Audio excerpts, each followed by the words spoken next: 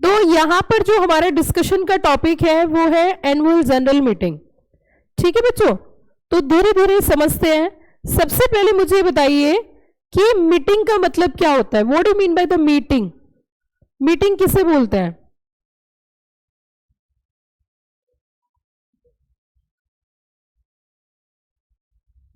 अगर हम मीटिंग की बात करें तो what do mean by the meeting?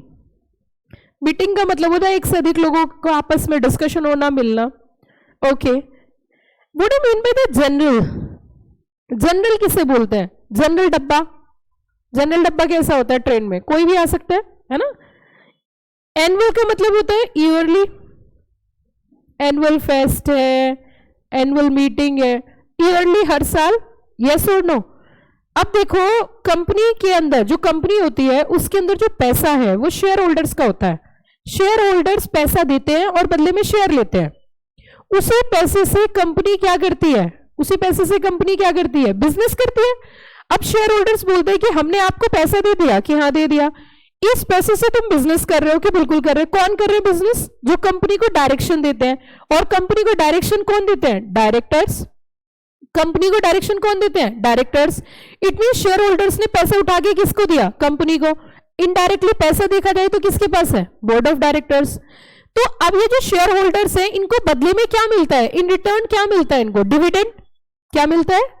और डिविडेंड तब मिलेगा जब प्रॉफिट होगा, और प्रॉफिट नहीं होगा तो डिविडेंड नहीं मिलेगा, क्योंकि डिविडेंड दिया जाता है सारे खर्चे काटने के बाद। तो शेयर होल्डर बोलता है ये लो पैसे, मुझे हिस्सेदारी दे दो, इससे बिजनेस करो, और जब आपके सारे खर्चे खत्म हो जाए, खर्चा काटने के बाद जो प्रॉफिट बचे वो मुझे दे देना, वो हमारे में बांट देना। तो उसे क्या बोलते हैं? डिविडेंड। डिविडेंड शब्द कैसे आया? डिवाइड से। किससे आया? डिवाइड से। सेक्शन में मैं बता देती हूँ, बहुत आसान है। 1, 2, 3 डिविडेंड मिलेगा फ्री। कंपनी एक्ट के सेक्शन नंबर 123 के अंदर प्रोविजन है डिविडेंड के, कब दिया जाएगा, कितना दिया जाएगा, कैसे दिया जाएगा, ये तमाम जानकारी जो आपको मिलेगी वो सेक्शन कहां पे मिलेगी? 123 में, जो कि यहाँ के आपके सिलेबस में नहीं है। तो हमने यहाँ पे समझा कि एजीएम क्या होती है और एजीएम क्यों होती है। दो चीजों का डिस्कशन यहाँ पे होगा, एक तो एजीएम क्या है और एक एजीएम क्यों है। इन दोनों का लॉजिक आपको समझना है। तो एजीएम का मतलब है annual general meeting. Annual general meeting का मतलब होता है कि हर साल एक मीटिंग करनी है। परंतु आपके सामने मैं एक बात रखना चाहती हूं, कंपनी के अंदर दो तरीके की मीटिंग्स होती हैं। एक होती है डायरेक्टर्स की मीटिंग। डायरेक्टर्स को इनडायरेक्टली बोर्ड में बोल सकते हो, जहां पे सारे डायरेक्टर्स होते हैं उसे क्या बोलते हैं? बोर्ड। तो डायरेक्टर्स को जब अपनी कोई डिस्कशन करना होता है तो वो बोर्ड मीटिंग करते हैं। क्या करते हैं वो? Board meeting. और शेयर होल्डर्स की जो मीटिंग होती है उसे जनरल मीटिंग बोलते हैं। मेरा क्वेश्चन आपसे ये है कि जो डायरेक्टर्स की मीटिंग हुई, बोर्ड की मीटिंग हुई, तो उसको तो नाम दिया बोर्ड मीटिंग, लेकिन जो शेयर होल्डर्स की मीटिंग है उसको नाम दिया जनरल मीटिंग। ऐसा क्यों? इसको जनरल मीटिंग क्यों बोलते हैं? इसके पीछे क्या कारण है? सोचिए और सोचने के बाद रिप्लाई करिए, क्योंकि कोचिंग करने का ऑब्जेक्टिव यही होता है कि यहां आपको एक टॉपिक के ऊपर सोचने का मौका दिया जाता है, एक टॉपिक के ऊपर डिटेल डिस्कशन होता है, तो उससे क्लैरिटी ज्यादा बढ़ती है। तो मेरे हिसाब से आप मुझे बताइए, आप मुझे खुद से सोच के बताइए कि यहाँ पे जो जनरल शब्द यूज किया गया वो क्यों किया गया, यही मेरा उद्देश्य भी है। और आपके पास यस, आप बताना चाहते हो? ओके, और कोई बच्चा है? जो भी आपके पास जवाब है आप प्लीज अपने अपने रिप्लाई को मेरे तक कम्युनिकेट करो, because it's a two way communication, है ना। And you will become a top class professional, you are representing the entire company, you become a part of board. So आपकी कम्युनिकेशन स्किल अच्छी generate. Don't feel shy, यहाँ कोई शादी function नहीं है, you feeling so shy, I am not able to speak in front of public. No, don't किसी भी तरीके की ऐसी चीज मत रखो जिससे हेजिटेशन हो। फ्रेंकली आप अपनी बात मुझ तक पहुंचा सकते हो। इस लाइव में कोई बच्चा बताना चाहेगा कि इसको जनरल मीटिंग क्यों बोला गया? देखो, बहुत सारे जवाब जो मेरे पास लाइव में से भी जो बच्चों के जवाब आ रहे हैं वो कुछ इसी तरीके के हैं कि मैम इसको जनरल मीटिंग इसलिए बोला गया क्योंकि इसमें कोई भी आ सकता है। कहीं हद तक आपके लेवल तक ये बात सही है। मैं आपको बताती हूँ जनरल मीटिंग कौन कौन अटेंड करता है, किस किस को अटेंड कराई जाती है। सबसे पहली बात तो share holders.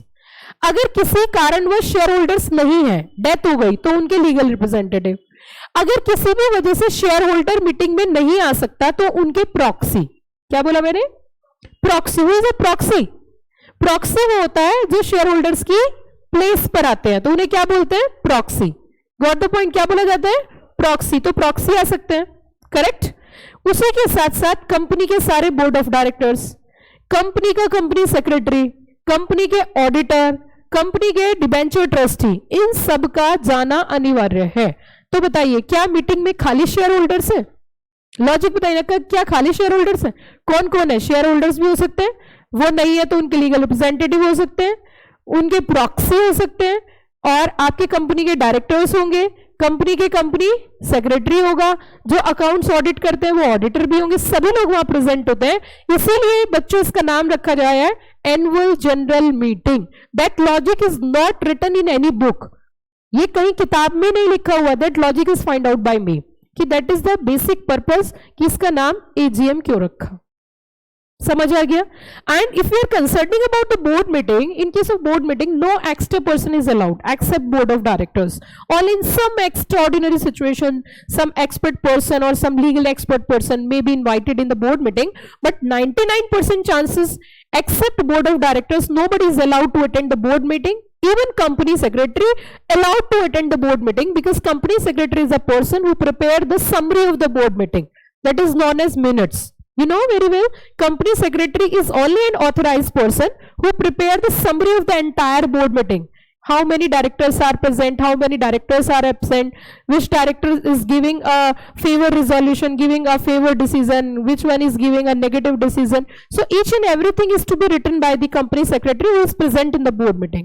So company secretary is eligible person who attend the board meeting except CS and the board of directors. No extra or other person is allowed to attend the board meeting.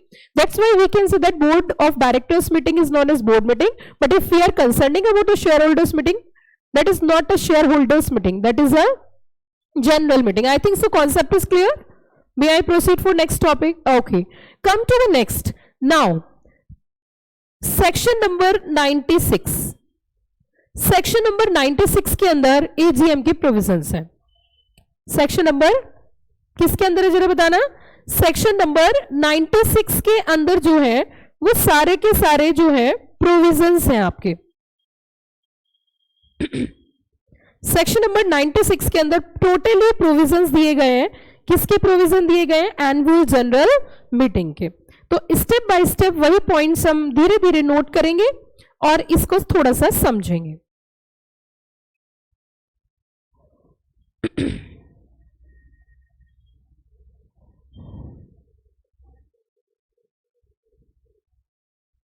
चलिए जी, एक एक line में लिखूंगी और एक एक line को मैं समझाऊंगी। सबसे पहले पॉइंट, सबसे पहला पॉइंट कहता है AGM should be held, AGM should be held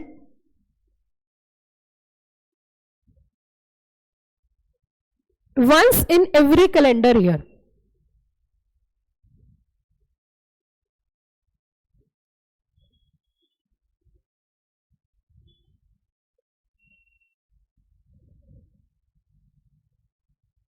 once in every calendar year मतलब एजीएम कहां होनी चाहिए? बताइए जल्दी से, एजीएम की इन्होंने बात करी, एजीएम क्या होनी चाहिए? Once in every, the word is used here calendar year. Now analysis करते हैं, क्या कहना चाह रहे हैं ये? एनालिसिस करते हैं इस पॉइंट को, राइट? तो सपोज करिए if you are concerning about calendar year to start from 1st of January and it comes to end 31st of December। So हम यहां पे लिखते हैं कि भैया ये कैलेंडर ईयर स्टार्ट होता है 1st of Jan से एंड ये खत्म कब होता है? 31st of December को। तो ये कह रहे हैं कि कहां होनी चाहिए? कि साल के मिड में कभी भी, मिड में कभी भी आप क्या कर सकते हो, लेकिन पूरे साल के अंदर वन क्या हो जानी चाहिए? बताइए जल्दी से, क्या हो जाना चाहिए? वन एजीएम हो जानी चाहिए। अब तुम खुद सोच के बताओ, खुद सोच के बताना, क्या तुमने फाइनेंशियल ईयर का कॉन्सेप्ट सुना है? सुना है ना? यहां पे मैं इसीलिए चीज नोट करवा के एनालिसिस करवा रही हूं ताकि आपका माइंड ओपन हो सके, क्योंकि सीएस एग्जीक्यूटिव के अंदर 15 नंबर का यही चैप्टर आता है एजीएम के नाम से, जो टॉपिक मैं पढ़ा रही हूं। तो मैं चाहती हूं कि मैं यहाँ पे बेस काफी अच्छा स्ट्रॉन्ग कर दूं ताकि मुझे आगे चल के दिक्कत ना हो। अब सुनो मेरी बात, एजीएम क्यों की जा रही है? ताकि शेयर होल्डर्स को हिसाब दे सके। कैसा हिसाब? भैया पूरे साल उन्होंने पैसा दिया, आपसे नहीं पूछा आपने उस पैसे का क्या किया। अब साल खत्म हो गया तो आप हमें बुला लो और हमें दिखाओ तुमने क्या क्या काम किया। अब मेरे साथ बोलना, क्या कमाया, क्या बचाया और क्या गवाया। फिर से सुनिए, क्या कमाया, क्या बचाया और क्या गवाया। इस चीज की जानकारी कहां से मिलेगी कि कंपनी ने क्या कमाया, क्या बचाया, क्या गवाया? आप बताइए मुझे। फाइनेंशियल स्टेटमेंट से। And financial statement is prepared by the board. जो कंपनी के balance sheet, profit and loss account होते हैं वो तो बोर्ड ऑफ डायरेक्टर से बना रहे। यस और नो? इट मीन्स एक बात तो साफ है, जब तक हमारा फाइनेंशियल ईयर क्लोज नहीं हो जाता उससे पहले तो एजीएम हो ही नहीं सकती। क्या हो सकती है? साल में यहां पे आप मुझे बताइए, क्या 31 मार्च से पहले एजीएम हो सकती है? जल्दी बताओ, क्या 31 मार्च से पहले एजीएम की संभावना है कि नहीं है? नहीं होगी। क्यों नहीं होगी? क्योंकि फाइनेंशियल स्टेटमेंट क्लोज कब होंगे? फाइनेंशियल ईयर में क्लोज होंगे। जब तक हिसाब क्लोज नहीं होगा हम कैसे बता सकते हैं क्या कमाया, क्या बचाया? आई एम राइट और wrong? Each point having a very solid logic. Think is that, वो मुझे आप तक कन्वे करना है। अब आगे बताइए, हमने कहा जी 31 मार्च तक तो किसी भी कीमत पे एजीएम हो ही नहीं सकते। यस और नो? राइट ना? लेकिन आप मुझे एक बात बताओ, financial statements are prepared by the board of directors. जितना ज्यादा एक्सपेंसेस होंगे उतने कम प्रॉफिट होंगे। समझो इस बात को, जितना ज्यादा कंपनी का खर्चा होगा उतना कम प्रॉफिट होगा, और जितना कम प्रॉफिट होगा उतना कम डिविडेंड होगा। नहीं समझ में आया? जितना ज्यादा खर्चा उतना कम प्रॉफिट, जितना कम प्रॉफिट उतना कम डिविडेंड। ये तो सिंपल सी बात है, जब प्रॉफिट होंगे नहीं तो डिविडेंड कहां से देंगे? तो क्या फाइनेंशियल स्टेटमेंट के अंदर घपला हो सकता है? बताइए, क्या घपला हो सकता है फाइनेंशियल स्टेटमेंट के अंदर? ऑब्वियस सी बात है, क्योंकि financial statement prepared by board of directors who manage the company. So उन्होंने जो फाइनेंशियल स्टेटमेंट बनाए हैं, तो क्या उनके फाइनेंशियल स्टेटमेंट पर आंख बंद करके विश्वास कर लेना चाहिए? सोच के बताओ। इतने करोड़ों रुपए की कंपनी चलती है, तो जो बोर्ड ऑफ डायरेक्टर्स ने बताया, क्या इतने पाक साफ होते हैं बोर्ड ऑफ डायरेक्टर्स? भैया पैसा तो हर किसी को बेईमान कर देता है, तो क्या आपके हिसाब से बिल्कुल सही होंगे बोर्ड? ईमानदारी से काम करेंगे? Answer is no. तो क्या होना चाहिए आप बताइए? क्या कोई चेक इन बैलेंस होना चाहिए, नहीं होना चाहिए? चेक इन बैलेंस ये होगा, जो बोर्ड ऑफ डायरेक्टर्स ने फाइनेंशियल स्टेटमेंट प्रिपेयर हुए, इनकी चेकिंग करो भैया। इनकी क्या करो? क्या करो? इनकी चेकिंग करो। और चेकिंग कौन कर सकता है? जिनको साउंड नॉलेज हो बैलेंस शीट की, प्रॉफिट एंड लॉस अकाउंट की, अकाउंटिंग स्टैंडर्ड की, और वो है सिर्फ और सिर्फ चार्टर्ड अकाउंटेंट। तो इट मींस ये जो फाइनेंशियल स्टेटमेंट्स यहां पर जो क्लोज होंगे, इनका क्या होना चाहिए? जल्दी बताओ। क्या इनकी चेकिंग होनी चाहिए? यस और नो? क्या इनकी चेकिंग होनी चाहिए, नहीं होनी चाहिए? तो जो चेकिंग करेंगे उसको बोला जाता है ऑडिटर। क्या बोलते हैं उनको? ऑडिटर। ऑडिटर पर्सन होते हैं जो इन अकाउंट्स की चेकिंग करते हैं। अब मुझे एक बात बताओ, क्या 31 मार्च से अगले ही दिन 1 अप्रैल को ऑडिट हो जाएगा? Is it possible? ऑडिट भी तो एक प्रोसेस है, बताइए ना। ऑडिट ये थोड़ी ना चेक करा रिपोर्ट बना दी। Audit is also a process, it take some time. Yes और नो? तो अब मेरी बात सुनो, लॉ में देखो क्या लिखा है। Time period of holding AGM, time period of holding AGM, time period of holding AGM. अब इन्होंने कहा जो फर्स्ट एजीएम होगी, फर्स्ट एजीएम मतलब जो कंपनी की पहली एजीएम है, फर्स्ट के बाद होगी सब्सिक्वेंट। फर्स्ट के बाद क्या होगी? सब्सिक्वेंट। एक होगी फर्स्ट एजीएम और एक होगी बच्चों आपकी subsequent AGM.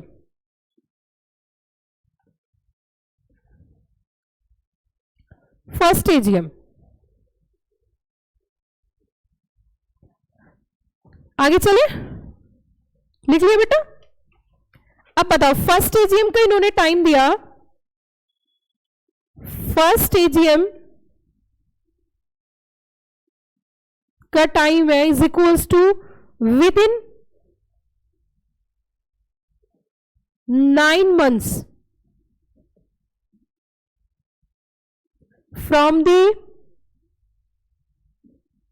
date of closing of its financial year. कितने दिन के अंदर बच्चों? Within 9 months from the date of closing of its financial year. This is the first AGM. Come to the next, subsequent AGM. Subsequent AGM is equals to subsequent AGM. क्या बोला मैंने? Subsequent AGM is equals to कितने दिन में होगी? तो ये होगी within 6 months from the date of closing of its financial year.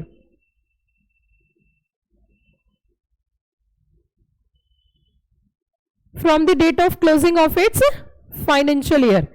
क्या इसे एनालिसिस करें? हाँ जी बच्चों, क्या इसे एनालिसिस करें? चलो जी, इसे एनालिसिस करते हैं. फाइनेंशियल ईयर कब क्लोज होता है? 31 मार्च. 31 मार्च से काउंट करके बताइए 9 मंथ्स कहां पे होंगे? यस और no? It means first AGM कब तक हो जानी चाहिए? अप टू बताओ, कब तक हो जानी चाहिए?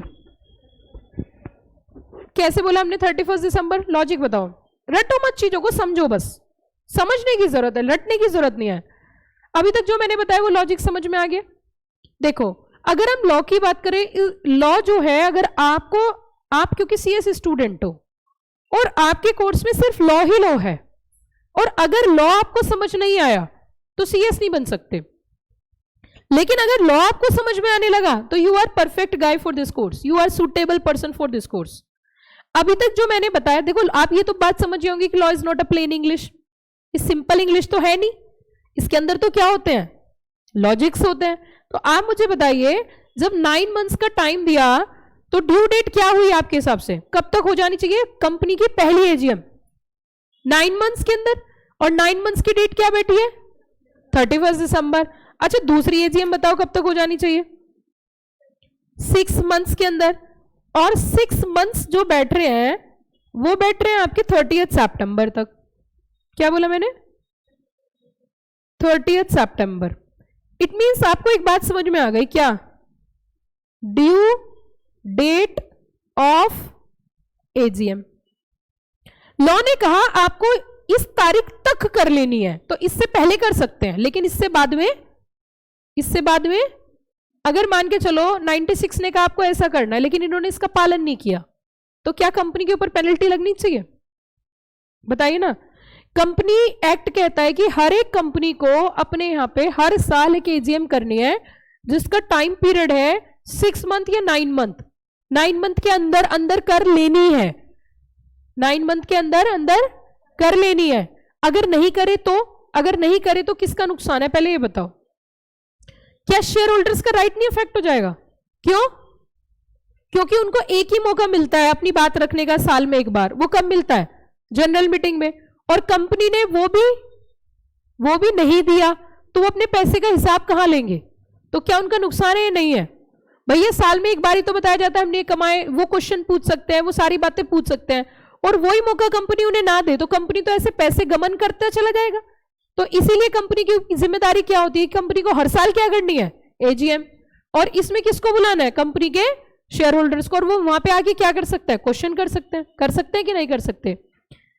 ये जो अकाउंट्स बनते हैं, जब तक शेयर होल्डर्स अपने मुंह से ये नहीं बोल देंगे कि हम आपके बनाए हुए अकाउंट से एग्री हैं, तब तक वो पास नहीं होंगे, तब तक वो वैलिड नहीं होंगे. मैम समझ नहीं आया? पावर देखो, फाइनेंशियल स्टेटमेंट प्रिपेयर किसने किए? बोर्ड ऑफ डायरेक्टर्स ने. उनकी चेकिंग किसने करी? ऑडिटर ने. इतनी बात समझ में आई?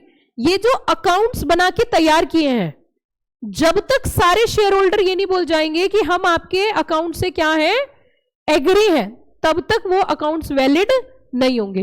इट मींस शेयर होल्डर्स को बुलाने का तात्पर्य क्या है एजीएम में, ताकि वो शेयर होल्डर ये अकाउंट्स को क्या कर दे, अप्रूव कर दे, अडॉप्ट कर ले। आई एम राइट और रॉन्ग? लॉजिक समझो। शेयर होल्डर्स क्यों बुलाए जा रहे हैं? क्योंकि भैया हमने अपने पैसे, अपनी मेहनत की कमाई किसी दूसरे को दे दी और दूसरे ने उससे बिजनेस करा, तो उसका हम हिसाब मांग रहे हैं। जब तक हम ये ना बोल दें हाँ जी सही बनाए हैं, तब तक वो वैलिड नहीं होंगे। इट मींस आप मुझे एक बात बताइए कि एजीएम के अंदर ऐसे कौन कौन से काम है जो होने ही होने हैं? बताओ सोच के। सबसे पहली चीज तो अकाउंट्स का अडॉप्शन होना है, अकाउंट्स अप्रूव होने हैं किससे? शेयर होल्डर्स से। तो मैं लिख सकती हूं एडॉप्शन ऑफ अकाउंट्स। क्या लिख सकते हैं हम? Adoption of accounts. दूसरी चीज समझो, अब ये जो अकाउंट्स है इनको ऑडिट कौन करते हैं? ऑडिटर। ऑडिट कौन करेंगे? ऑडिटर। ऑडिटर ऑडिट क्यों कर रहे हैं, इसका लॉजिक बताइए। बताओ ना, ये तो सिंपल सी बात है, आपको बोलना पड़ेगा। ऑडिटर से ऑडिट क्यों करवा रहे हैं? कोई चोरी ना हुई हो, खराब गलत अकाउंट ना बनाए हो, फॉल्सिफिकेशन ऑफ अकाउंट्स ना हो, विंडो ड्रेसिंग ना हो, खर्चे ज्यादा ना दिखाए हो, प्रॉफिट ना छुपाए हो, इसीलिए हो रही है ना। लेकिन वही ऑडिटर को अगर डायरेक्टर ही अपॉइंट करेंगे तो क्या सही ऑडिट हो पाएगा? बताइए ना, क्या सही ऑडिट हो पाएगा? इट मींस ऑडिटर का अपॉइंटमेंट कौन करते होंगे? Share holder. तो हम कह सकते हैं अपॉइंटमेंट ऑफ ऑडिटर।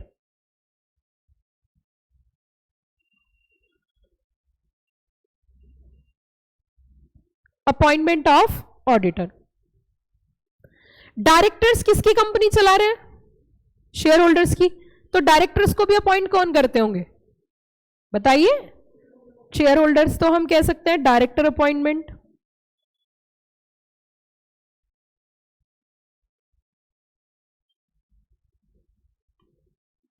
और एक होता है डिक्लेरेशन ऑफ डिविडेंड।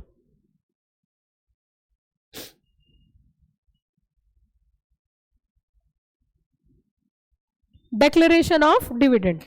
तो कितने काम हो गए बताओ? A D D. तो क्रक्स में हम इसे बोल सकते हैं कि एजीएम में जो डिस्कस होते हैं मैटर्स, वो क्या होते हैं? अड्डा। एजीएम में जो मैटर्स डिस्कस होते हैं वो कौन से हैं? अड्डा। A double D A. समझ में आ गई बात? A double D A. तो हमने क्या बोला? अड्डा।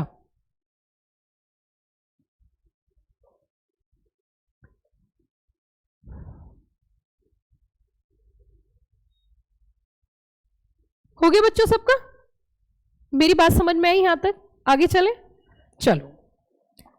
अब मुद्दा यह उठता है कि अगर कंपनी ड्यू डेट तक एजीएम नहीं करती, अगर ड्यू डेट तक एजीएम नहीं करती तो 5,000 रुपए एवरी डे की पेनल्टी है।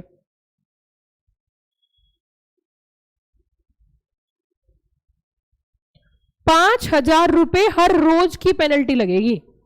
मान के चलो 30 दिन का डिफॉल्ट हो गया तो कितने लाख हो गए? 1.5 लाख रुपए। 1.5 लाख रुपए का डिफॉल्ट हो जाएगा, 1.5 लाख की पेनल्टी देनी पड़ेगी। कब तक? जब तक आप एजीएम नहीं कराते तब तक। अब मैं आपको एक जुगाड़ बताती हूं।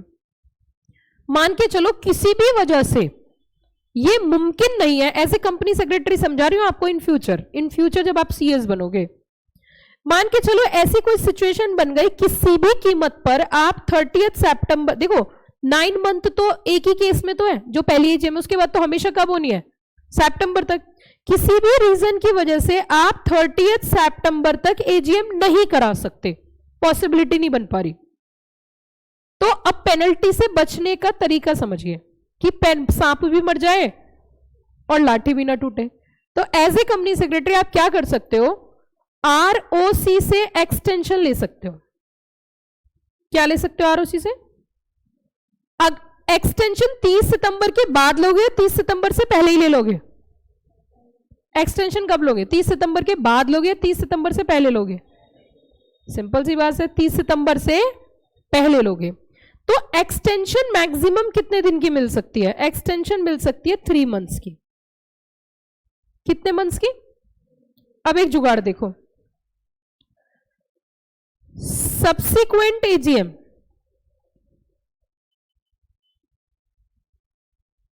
का ओरिजिनल टाइम बताओ कितना है?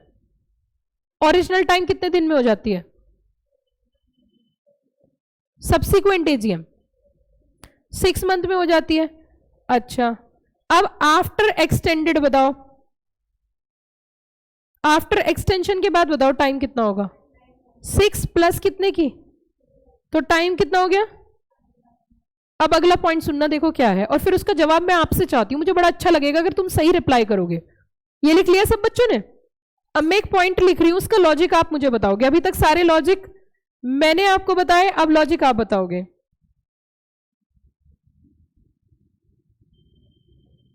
इन case of first AGM, no extension is allowed. No extension is allowed. In case of first AGM no extension is allowed. इसका जवाब मैं आपसे चाहती हूं, मुझे बड़ा अच्छा लगेगा अगर आप सही जवाब दोगे, तो मुझे लगेगा कि हाँ मैंने कुछ पढ़ाया है। सब्सिक्वेंट एजीएम में जो टाइम मिलता है वो कितना मिलता है? 3 महीने का एक्सटेंशन मिल सकती है ना? इन्होंने लिखा, लॉ में कहा कि जो फर्स्ट एजीएम होगी ना उसमें एक्सटेंशन नहीं दी जाएगी। इसका लॉजिक बताइए, ऐसा क्यों? That is again also mention not book. ये भी एक प्रोफेशनल्स पढ़ने के बाद ही बता सकते हैं, लेकिन मैं चाहती हूं कि आप जवाब दो, मेरी उम्मीद है ऐसी, और मुझे लगता है आप सही जवाब दे सकते हो। बताइए। और कुछ थोड़ा सा पता है, इसका आंसर आपकी नोटिंग में ही है, इसीलिए मैं इतना एनालिसिस करवा रही हूं, आपकी नोटिंग में ही इसका आंसर है। और आप बोलोगे हो सच्ची मुच्ची? पढ़ो, देखो नोटिंग को समझो और मुझे जवाब दो कि फर्स्ट एजीएम के केस में एक्सटेंशन क्यों नहीं दी जा रही? मना कर रहा है लॉ मेकर।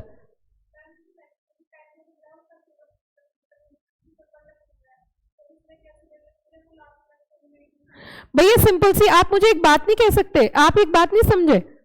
सब्सिक्वेंट एजीएम को 3 महीने के बाद 9 महीने हो रहे हैं, और फर्स्ट एजीएम तो ऑलरेडी एक्सटेंडेड है।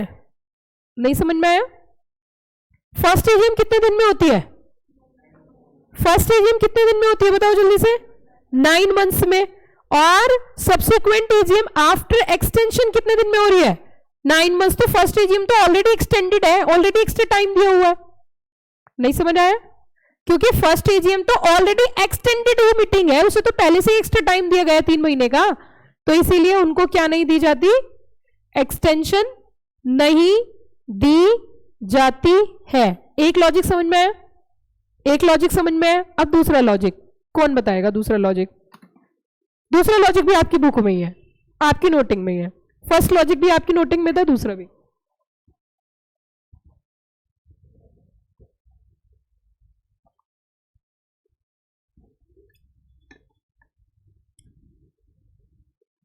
अनमोल, क्योंकि मैम बहुत ही अच्छे जवाब। I am not audible? Ma'am you are not audible, ऐसे कैसे हो सकता है बच्चों? I am not audible? हाँ महिमा, ऐसा नहीं है,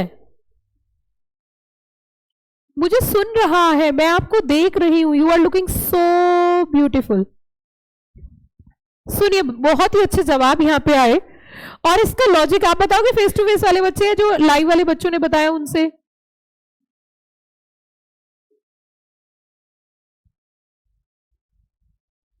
बिल्कुल सही लॉजिक बताए हैं। लाइव स्टूडेंट्स काफी ध्यान से ध्यान दे रहे हैं, बहुत अच्छे से पढ़ाई कर रहे हैं। Anybody face to face? ऐसे नहीं करो यार, मेरा दिल टूट जाएगा। कोई तो बताओ ना, सेकंड लॉजिक बताइए प्लीज, कम ऑन रिप्लाई, सोच के बताइए ना।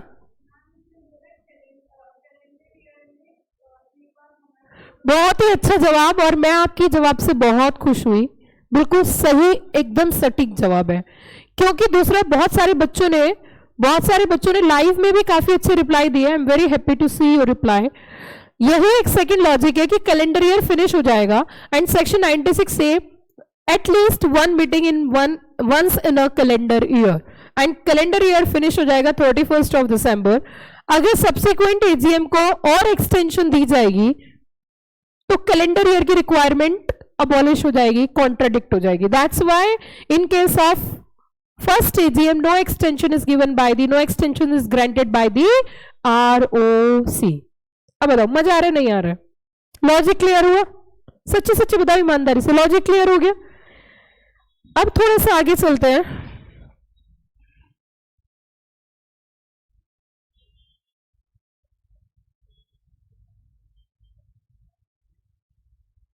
मैं एक पॉइंट लिख रही हूं और इसका जवाब भी आप सभी बच्चे देंगे।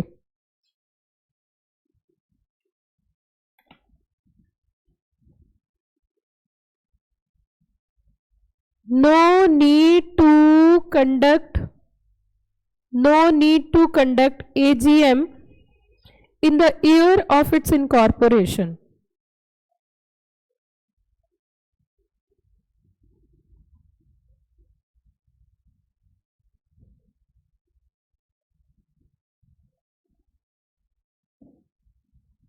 In the year of its incorporation.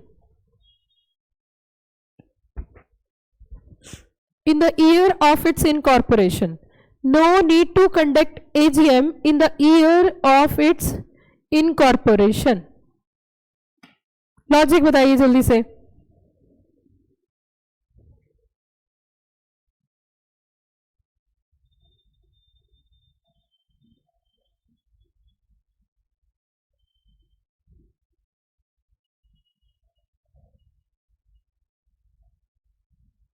Who have power to give extension is equals to R or C. So मैं लॉजिक बताऊं या आप बताओगे?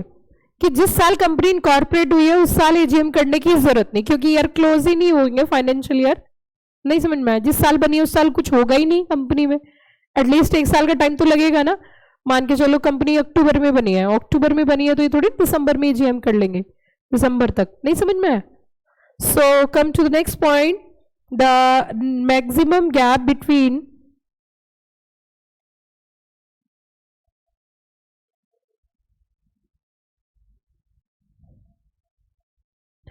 To AGM is equals to 15 months. इसके ऊपर मैं केस स्टडी कराती हूँ, लेकिन यहाँ इस लेवल पे आपके आएगी नहीं, तो नेक्स्ट लेवल पे हम करेंगे एग्जी में। मतलब जैसे ये एक एजीएम ये है और जो दूसरी एजीएम होगी सेकेंड एजीएम के बीच में max to max, maximum to maximum the gap is 15 months. 15 महीने से ज्यादा का गैप नहीं हो सकता है, maximum gap is 15 months. Yes correct महिमा, बहुत ही अच्छे जवाब आप दे रहे हो। कौन कह रहा था ma'am you are not?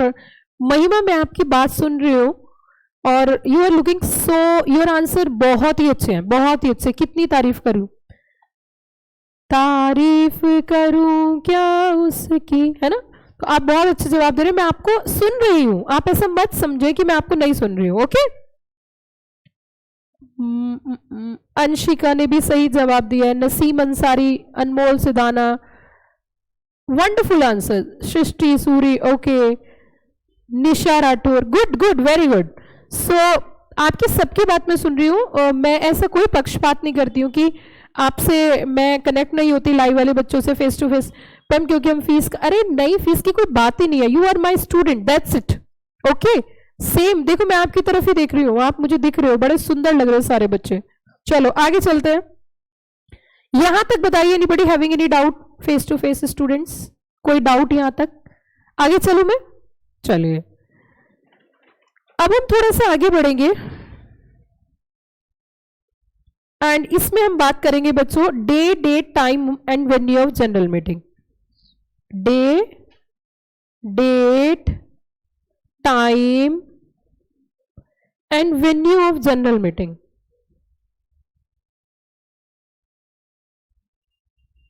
Venue of annual general meeting. तो देखो डे, सबसे पहले टाइम की बात करते हैं। Time is equals to during business hours,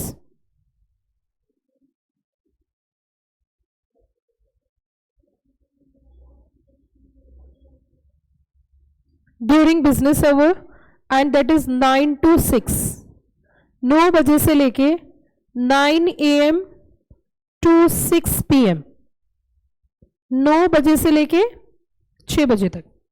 day, any day not a national holiday.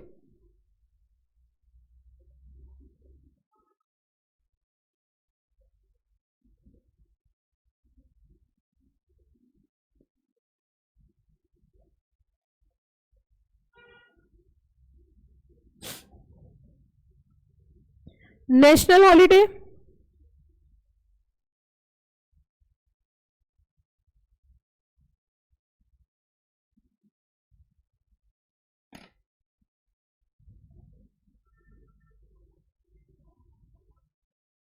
छब्बीस जनवरी, 15 अगस्त, 2 अक्टूबर और एनी अदर प्रिस्क्राइब्ड डे.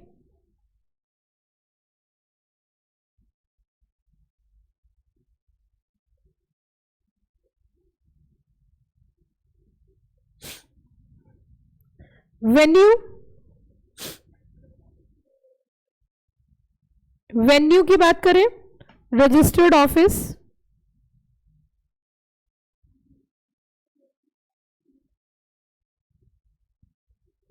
का city, town and village. Near by registered office, near by registered office.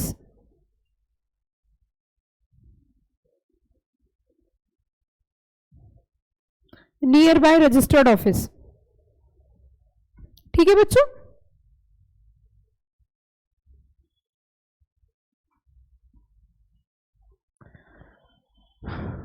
Central government having power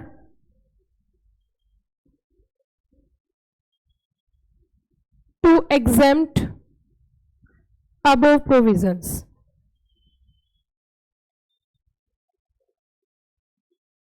central government के पास power है कि इन provisions को वो क्या कर सकते हैं, एग्जेम्प्ट कर सकते हैं.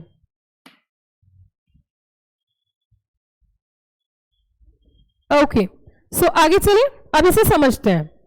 इन्होंने कहा कि टाइम क्या होना चाहिए, तो टाइम बताओ क्या बोला, 9 बजे से लेके 6 बजे. टाइम क्यों बताया 9 से 6? क्योंकि अगर मान के चलो रात को 12 बजे से एजीएम करी तो कोई शेयर होल्डर आ ही नहीं पाएगा, भूत आ जाएंगे रास्ते में, है ना. तो इसीलिए टाइम ऐसा रखा जो एक बिजनेस आवर्स है. डे, कोई भी दिन, किस दिन नहीं होना चाहिए, नेशनल हॉलीडे. नेशनल हॉलीडे मतलब 26 जनवरी, 15 अगस्त, 2 अक्टूबर. वेन्यू क्या बताया, रजिस्टर्ड ऑफिस, जहां कंपनी रजिस्टर्ड है उसके आसपास का कोई भी सिटी, टाउन या विलेज. अब मैं आपको एक लॉजिक बताती हूं कि इन्होंने ऐसा क्यों लिखा कि पास वाली सिटी, पास वाला टाउन या कोई भी विलेज.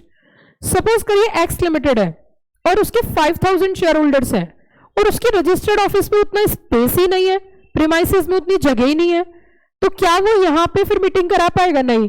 लेकिन अगर लॉ में लिखा होता ओनली रजिस्टर्ड ऑफिस, तो फिर क्या करना पड़ता कंपनी को, मीटिंग यही करनी पड़ती. कैसे पॉसिबल थी, एक के ऊपर एक बिठा देते, एक के ऊपर एक, एक के ऊपर एक के कंधे पे दूसरा, दूसरे कंधे पे तीसरा, है ना. वो मटकी तोड़ने वाला सिस्टम बन जाता कि भैया एक के ऊपर 10 बैठ जाओ, फिर 10 के ऊपर 20 बैठ जाओ, क्योंकि लॉ में लिखा है सिर्फ registered office. This is not possible.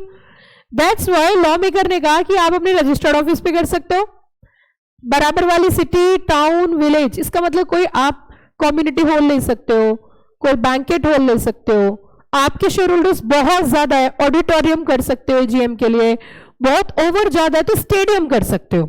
I am right और रॉन्ग? इसी वजह से इन्होंने क्या कहा, इसी वजह से इन्होंने क्या कहा कि आप जो अपनी एजीएम है वो कहीं पर भी कर सकते हो, लेकिन नियर बाय क्या होनी चाहिए, रजिस्टर्ड ऑफिस. अब ऐसा क्यों बोला, क्योंकि देखो स्टेट के जितने शेयर होल्डर्स है जनरली उससे कनेक्टेड होंगे, तो रजिस्टर्ड ऑफिस के नियर बाय होंगी तो सारे शेयर होल्डर्स इजिली क्या हो सकते हैं, पहुंच सकते हैं. समझ आई कि नहीं आई? लॉजिक समझ में आ गया? सेंट्रल गवर्नमेंट चाहे तो इनमें से किसी भी प्रोविजन की छूट दे सकती है. आपकी कंपनी के एमडी कहने लगे कि हमें जो एजीएम करनी है वो कहीं और करनी है, क्या ऐसा हो सकता है?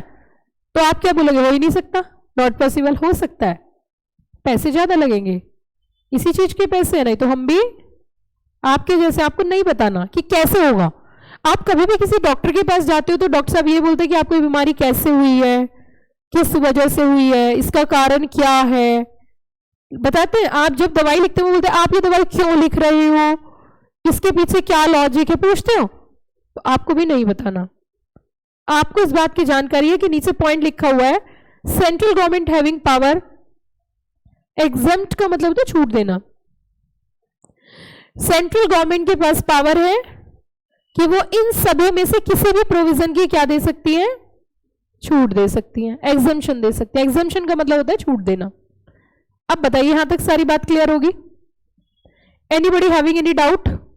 कोई दिक्कत, कोई प्रॉब्लम? रिपीट करूं सारा प्रोविजन, क्योंकि इसी के साथ ये यहां पे खत्म हो जाता है, एजीएम वाले प्रोविजन के साथ। एक्स वाई जेड कुछ भी बचता है तो वो तो हम अगली क्लास में करेंगे। अदरवाइज ये वाला ये जो हम कर रहे थे अभी यहाँ के क्या हो जाता है, फिनिश हो जाता है। एक बार रिवाइज करें सारा, नोटिंग निकालिए अपनी जल्दी से। सबसे पहले हमने क्या स्टार्ट किया, एजीएम। ए फॉर क्या है, annual, G for general, M for meeting. अच्छा, एजीएम कब होनी चाहिए, should be held once in every calendar year. Okay, time period, time period first AGM का बताइए 9 मंथ्स और सब्सिक्वेंट एजीएम 6 मंथ। अच्छा, पेनल्टी कितनी है 5000। आरओसी एक्सटेंशन दे सकती है कितने महीने की, एक्सटेंशन के बाद टोटल टाइम कितना है, फर्स्ट एजीएम में एक्सटेंशन मिलेगी? क्यों नहीं मिलेगी, क्योंकि वो ऑलरेडी क्या है, एक्सटेंडेड है। जिस साल कंपनी इनकॉर्पोरेट होगी उस साल एजीएम करने की रिक्वायरमेंट क्यों नहीं है, क्योंकि अभी फाइनेंशियल स्टेटमेंट प्रिपेयर, 2 मीटिंग के बीच में मैक्सिमम गैप कितना होता है 15 मंथ्स। एजीएम में क्या डिस्कस होता है, अड्डा, A for adoption of accounts, D for director appointment, D for declaration of dividend and A for appointment of auditor. अब उसी के साथ साथ आगे चले, time during business hours. Business hours का मतलब 9 to 6, day any day, not a national holiday. National holiday बता दी, venue registered office, city, town या village near by. Central government के पास पावर है कि वो एग्जेम्प्ट कर सकती है इन सभी प्रोविजन से। ठीक है बच्चों, और हम करेंगे अगला सेशन, हम नेक्स्ट क्लास मिलेंगे। यहां आपका एक सेशन हो जाता है क्या पूरा। अब आपकी नेक्स्ट क्लास सर की होगी। किसी बच्चे को कोई डाउट हो तो बताइए। Anybody having any doubt in any provision? No? पक्का पक्का? सोच रहे जल्दी से मैम जाए, ऐसा सोच रहे जल्दी से मैम जाए।